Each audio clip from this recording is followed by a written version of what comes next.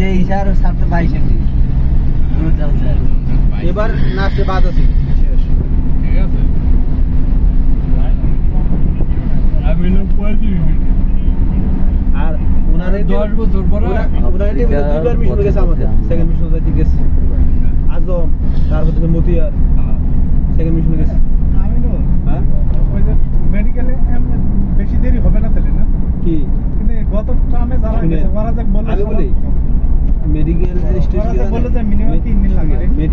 Medical টেস্টটা আরে ভাই 3 দিন লাগুক আর 5 দিন লাগুক আমারে তো ঢাকায় আটকাইতে পারতেছে না আমার বাসা বালুঘাট শুনেন হ্যাঁ আমরা তার দিতে আমার ভালো আমার তো ভালো না আমার বারণটা আমারও পারন্টে আর টেস্ট তো করাম আমরাই ঠিক আছে না। আমরা আটকাবে কাটা অন্য চলে যাবো না বাইরে রক্তটা খালি একবার দিতে পারলে পিটিসিতে কোনো অনেক ফর্ম পূরণ করা লাগে সমস্যা নাই